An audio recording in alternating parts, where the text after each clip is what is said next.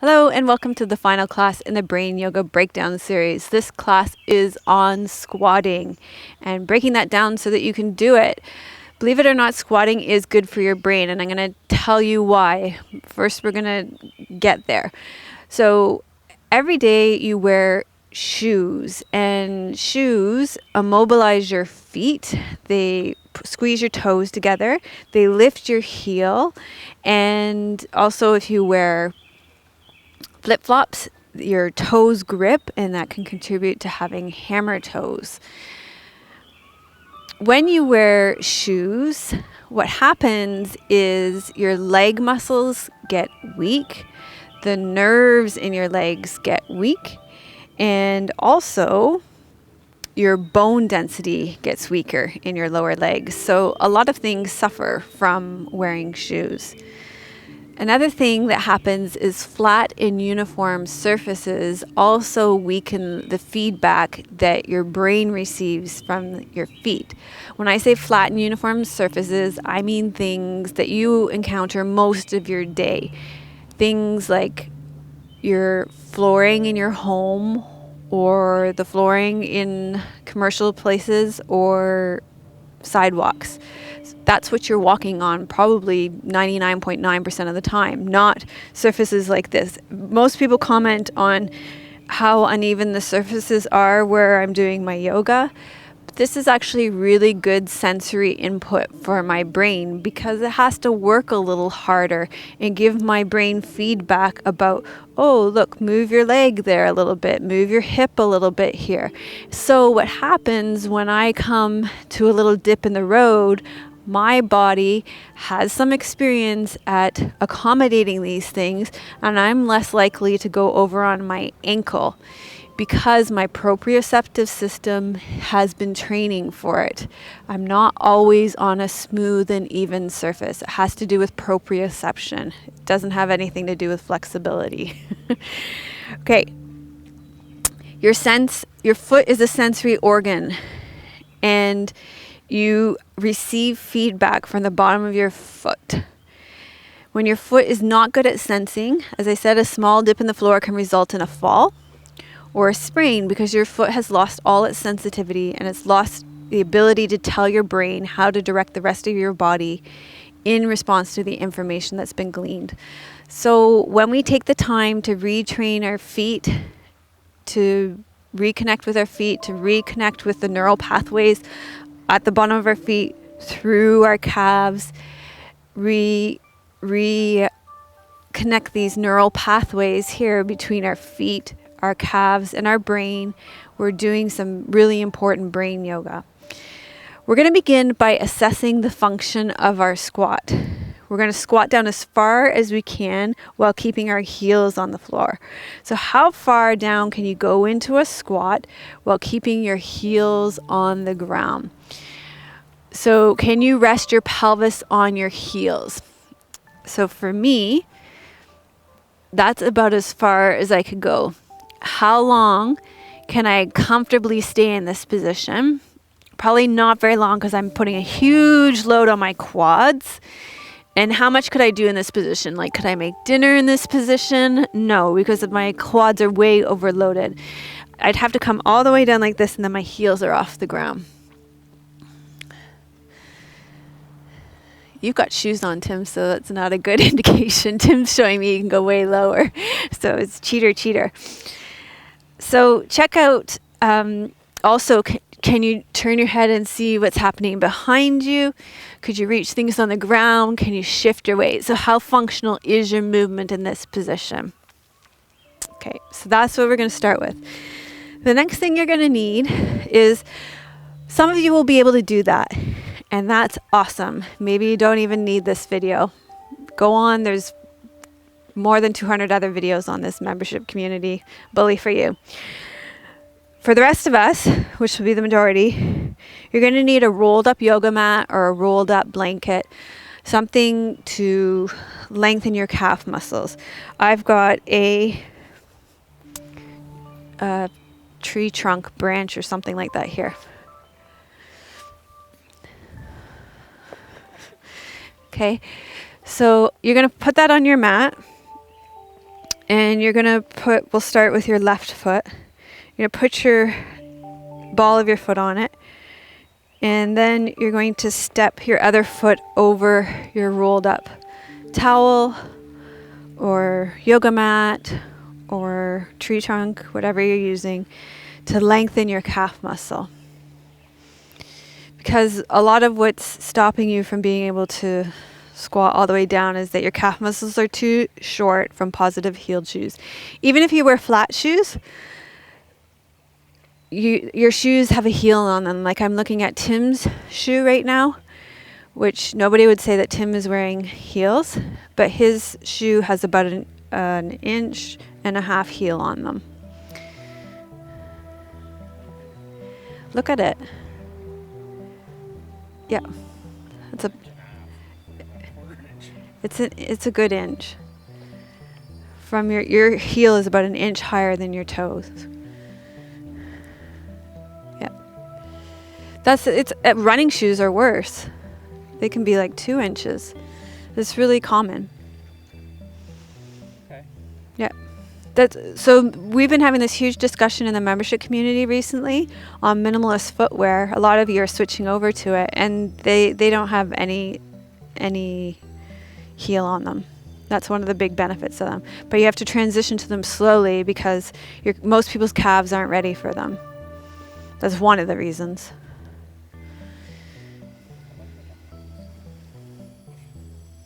Yeah, a lot of people aren't ready to transition out of their shoes. Okay, so release that one, and we'll do the other side. So put your ball of your foot on your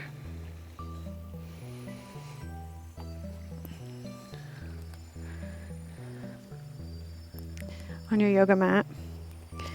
This is a little too high for me even. Drop your heel and step forward on it.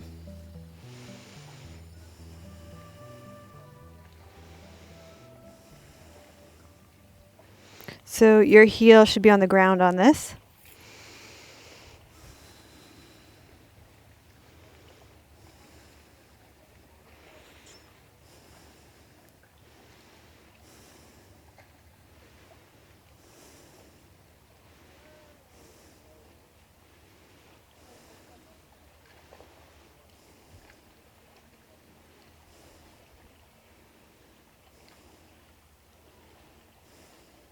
Okay, then we're going to go back and we're going to also change the angle of your toe on this.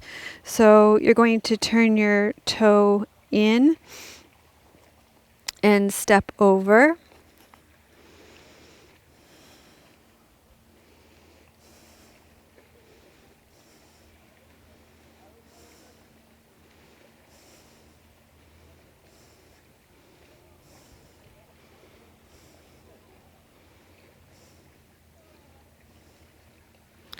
And then you're going to turn your toe out while stepping over.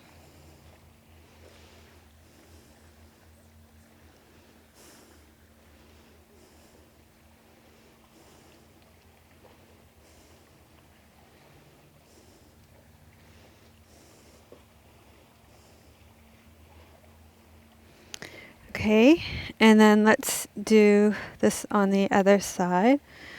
So I'm struggling with this side.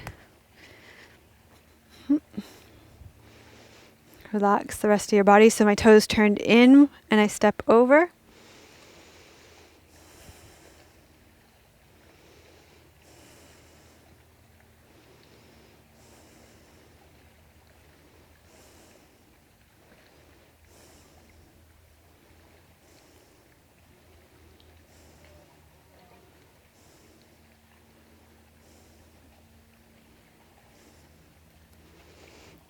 And then I turn my toes out and I step over.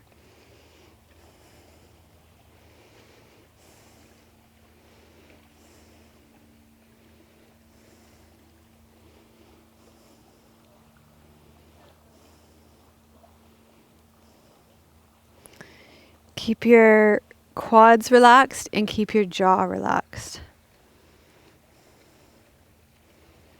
So you could always lower your your rolled up mat too. So for me, this is probably a little high. So my quads are gripping a bit. At home, I use an extra yoga mat, and then it's not, so this, there's too much resistance. There's too much, whereas the yoga mat's softer. If you have a standing workstation at home, you could keep a rolled up towel there or an extra rolled up yoga mat, or you could just keep your yoga mat at your workstation. You could do these calf stretches all day long. So that would work well. Okay. What we're going to do is now we're going to stretch the top of your foot so you can put your prop aside. Look how hard I worked there. Demolish my prop. Okay, now what we're going to do is you're going to tuck your left toe under, stick it behind you. You want to keep your torso upright and your pelvis upright, so you don't want to lean forward. You want to stay upright, and you want to feel something happening on the front of your foot through the front of your shin.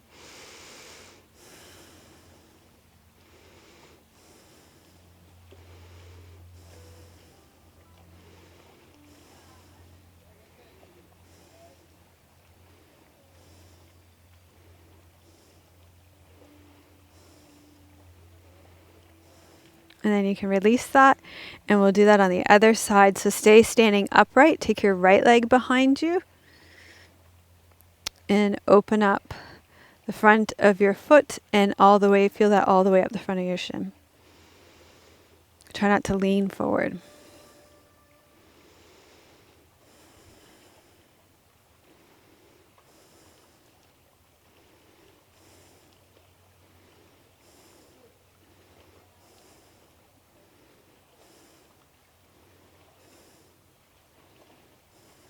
Okay.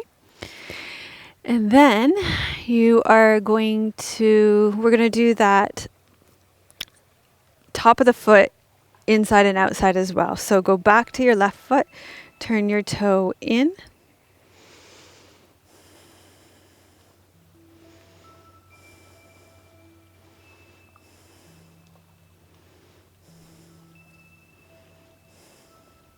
And then turn your toes out. Stay standing upright, don't lean forward.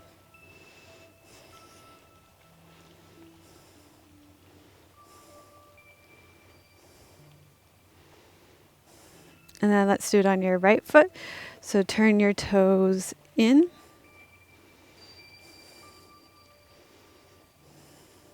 Try not to lean forward.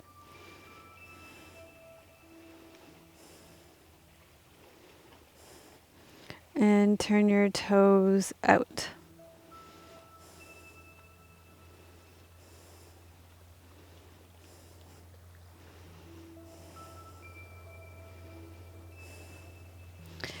Okay, so next from here, we're going to lie down on the ground and change your orientation to gravity slightly. So we're going to do similar movements to a squat, but from lying on your back.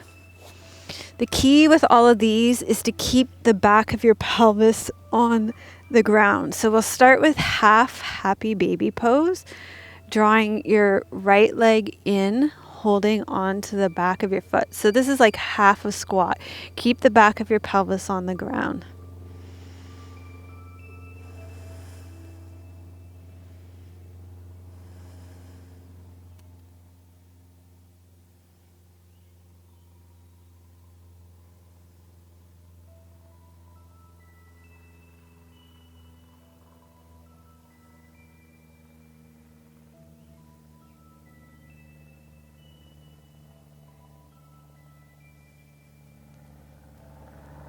Let that go, and we'll do it on the other side. So draw your other leg in, half happy baby pose. You can use the strap here if you can't reach. Drawing your knee towards your shoulder.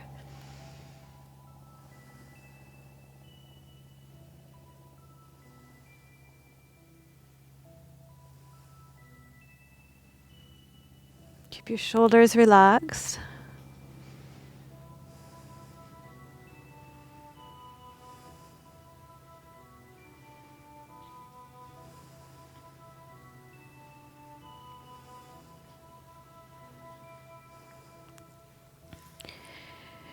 And then we're going to do full happy baby pose. So both sides.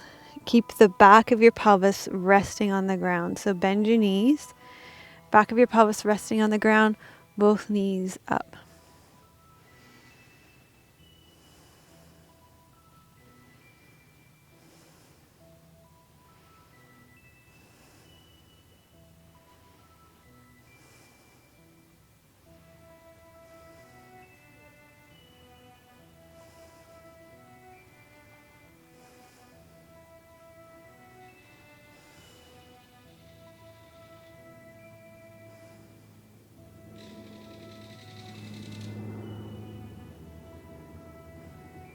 Okay, let happy baby out of your body. And we're going to do one more pose on your back. You're going to do knee to chest pose. Again, you want to keep the back of your pelvis on the ground. So draw your right knee into your chest. Flex your foot. So this is like half a squat. And you can do this if you have knee problems, hold on behind your knees. So imagine taking this position upright. Just see how it feels in your body when you're lying on your back. And if you're taking it, you just would tip your whole body up.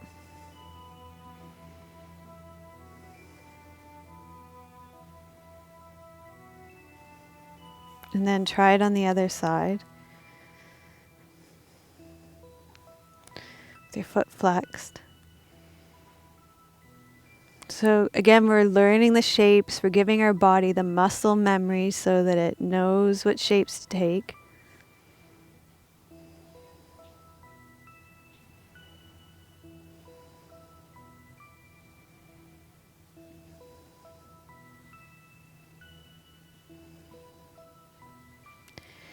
And then you're going to do it with both legs, feet flex, back of your pelvis on the ground.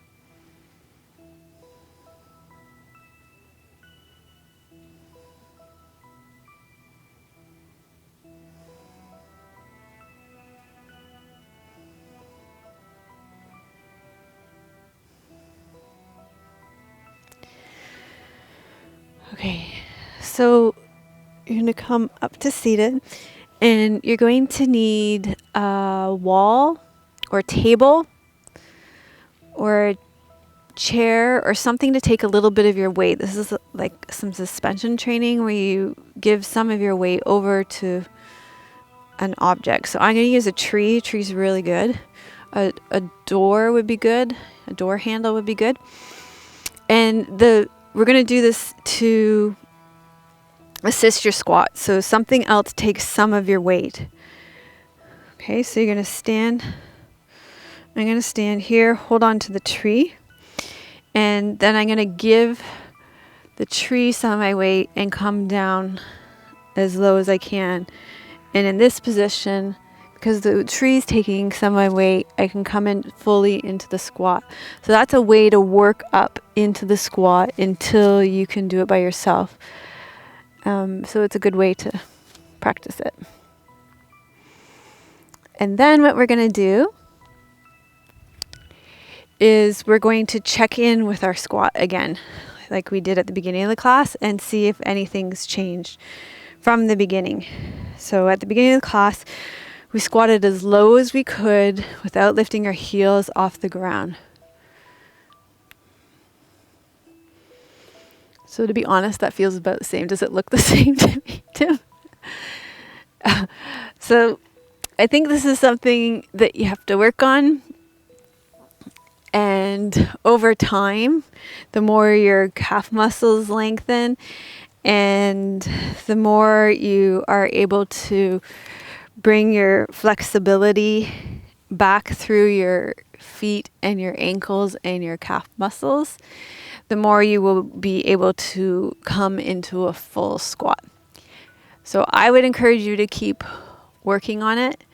I know that this works because people who practice these things, the experts in the field, have laid this out, and I've seen them come through this and be able to do it. So keep at it. It's a very beneficial thing to do. Practice. Let me know how it works for you. And thanks so much for watching. Namaste. Melissa would love to hear your questions and thoughts. Please leave your comments below the video.